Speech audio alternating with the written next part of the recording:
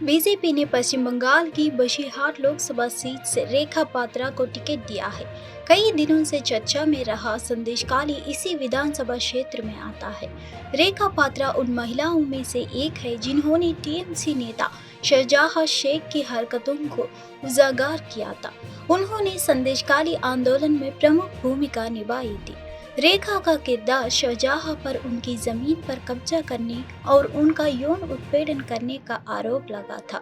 मामला तूल पकड़ने के बाद टीएमसी ने शाहजहां शेख को पार्टी से निकाल दिया है।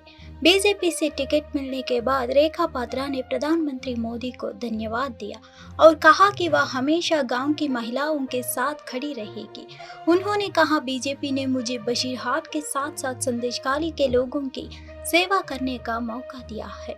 उन्होंने कहा कि बसपा संदेशखाली में खुशी का माहौल है। जब मैंने शिकायत की तो उन्होंने कहा कि शेख शाहजहां, शिबू हाजरा और उत्तम सरदार को गिरफ्तार कर लिया गया है। बीजेपी ने पश्चिम बंगाल की 42 में से 38 सीटों पर उम्मीदवार की घोषणा कर दी है। डायमंड हार्बर, आसनसोल, बीरभूम और झारग्राम के लिए उम्मीदवारों की घोषणा अभी बाकी है।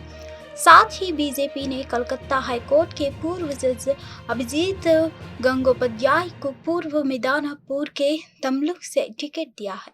तपस राय कोलकाता नॉर्थ से रिंग में उतर रहे हैं। हिमाचल प्रदेश के मुख्यमंत्री सुखविंदर सिंह सुक्खू ने शिमला में होली के जश्न में हिस्सा लिया है। उन्होंने इस दौरान कहा, जो हुआ सो हुआ, अब सरकार काम कर रही है और आइए राज्य के भविष्य पर ध्यान केंद्रित करें। 2032 तक हमें हिमाचल प्रदेश को सबसे समृद्ध राज्य बनाना है। लोकसभा चुनाव के दौरान कर्नाटक की राजनीति में एक अहम घटनाक्रम हुआ है। कर्नाटक के पूर्व मंत्री गाली जनार्दन रेड्डी आज कमलम पार्टी में शामिल हो गए। जनार्दन रेड्डी के साथ उनकी पत्नी भी बीजेपी में शामिल हुई। इस मौके पर गाली जनार्दन रेड्डी ने प्रदेश अध्यक्ष बीवाई विजयेंद्र और कर्नाटक के पूर्व सीएम येदियुरप्पा की मौजूदगी में अपनी पार्टी कल्याण राज्य प्रगति पक्ष के बीजेपी में विलय की घोषणा की। गाली जनार्दन रेड्डी ने कहा कि केआरपीपी पार्टी का बीजेपी में विलय हो गया है। उन्होंने कहा कि वह नरेंद्र मोदी को तीसरी बार प्रधानमंत्री बनने के लिए बसपा कार्यकर्ता के रूप में काम करेंगे। यह कहा गया है कि किसी शर्त और किसी पद की आवश्यकता नहीं है। बाद में पूर्व सीएम येदियुरप्पा ने कहा कि गाली जनार्दन रेड्डी और उनकी पत्नी बीजेपी में शामिल हो गए। उन्होंने अच्छा फैसला लिया है। जनार्दन रेड्डी के आने से बीजेपी और मजबूत होगी।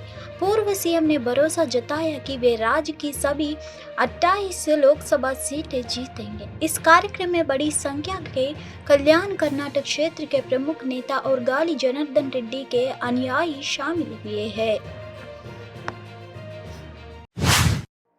इंडिया ब्लॉक महारैली से पहले शिवसेना सांसद संजय राउत ने कहा, गठबंधन रामलीला मैदान में विरोध रैली का आयोजन कर रहा है और इस बार दिल्ली के सीएम अरविंद केजरीवाल अधिक खतरनाक है और पीएम मोदी अरविंद केजरीवाल से डरते हैं।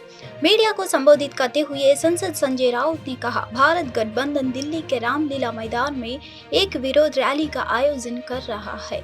हम सभी उस रैली में शामिल होंगे। पीएम मोदी अरविंद केजरीवाल से डरते हैं।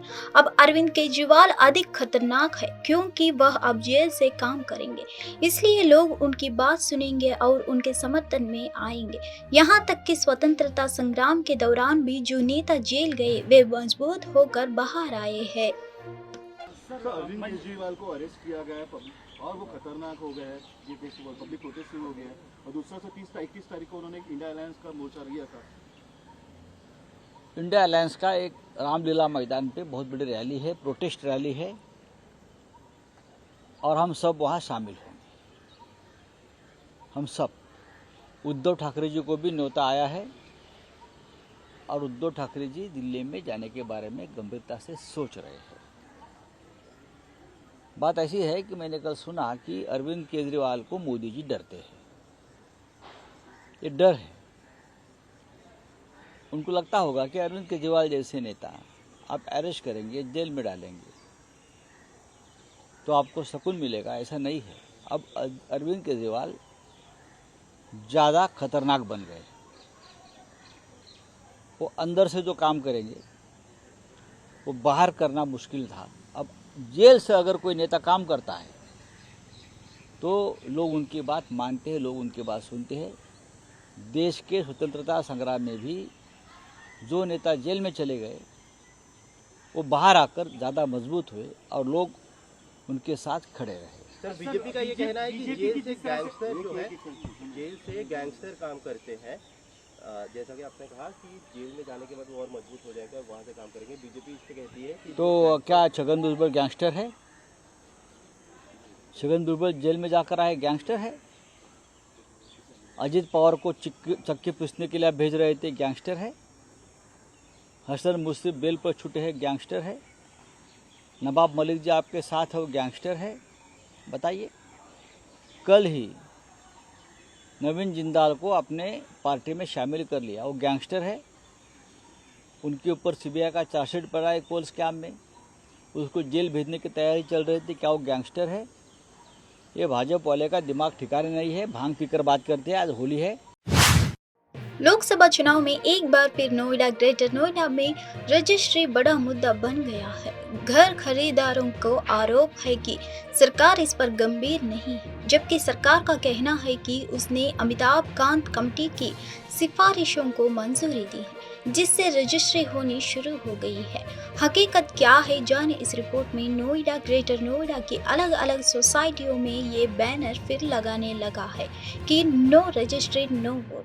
यहाँ के लोग इन बैनरों के जरिए अपनी नाराजगी जाहिर कर रहे हैं। नोएडा के सेक्टर 46 की गार्डेनिया ग्लोरिया सोसाइटी में निवासियों का कहना है कि चुनाव में वोट लेते वक्त नेता वादा करते हैं कि रजिस्ट्री करवा देंगे, लेकिन चुनाव जीतने के बाद कोई झांकना तक नहीं आते हैं। बिल्डर का बकाया है जिसे अथॉरिटी नहीं ले पाई। अब उनकी रजिस्ट्री रोककर उन्हें परेशान किया जा रहा है। ग्रेटर नोएडा वेस्ट की कई सोसाइटियों में भी लोगों में नाराजगी है। पिछले 1.5 साल से रजिस्ट्री की मांग को लेकर ग्रेटर नोएडा वेस्ट में कई बार विरोध प्रदर्शन हुआ है। एनसीआर में करीब 2.4 लाख फ्लैट ऐसे हैं जो प्रभावित है।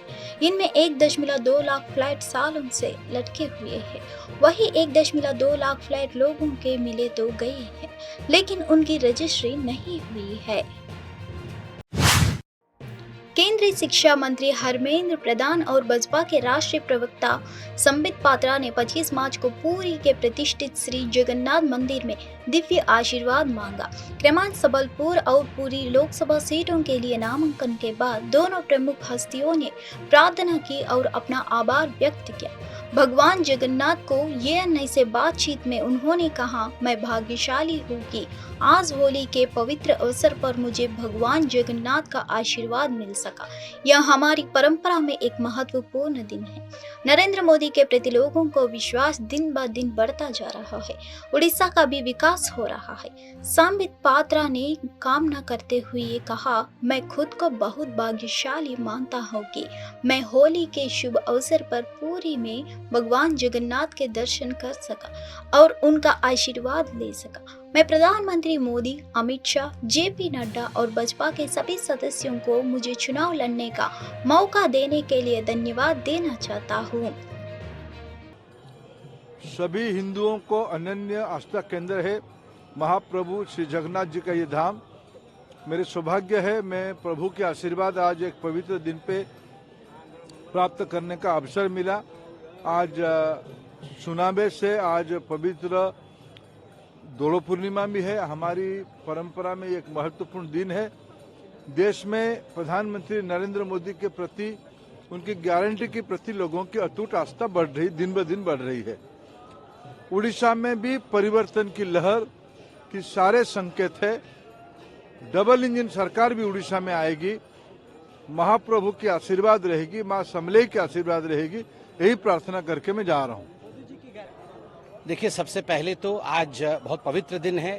होली के इस पावन अवसर पर महाप्रभु श्री जगन्नाथ जी के दर्शन पूरी धाम में मैंने किया है। दर्शन करके मैंने महाप्रभु जी को धन्यवाद दिया कि उन्होंने मुझे इस काबिल सोचा कि अपने सेवक के रूप में उन्होंने मुझे पूरी बुलाया है। मैंने धन्यवाद दिया महाप्रभु के समक्ष हमारे यशस्वी प्रधानमंत्री श्री नरेंद्र मोदी जी को, हमारे राष्ट्राध्यक्ष श्री जेपी नड्डा जी को, आदरणीय गृह मंत्री श्री अमित शाह जी को एवं हमारे सीईसी के समस्त सदस्य गणों को और भारतीय जनता पार्टी के तमाम नेतृवृंद को कि उन्होंने पुनः मुझे एक बार पुरी के लिए एक प्रार्थी के रूप में चयनित किया है। पिछली बार मात्र 11,000 के व्यवधान से मैं रह गया था। उस समय जब मैं दर्शन करने आया था तो महाप्रभु ने कहा था, मुझे इतने शीघ्र प्राप्त नहीं किया जाता है, मुझे प्राप्त करने के लिए तपस्या की आवश्यकता होती है। 5 वर्ष जो हमने प्रधानमंत्री से परिश्रम सीखा है, उनके परिश्रम को देख करके जो हमने पाया है और जाना है, उसी परिश्रम को हमने पुरी में उतारने का प्रयास किया है।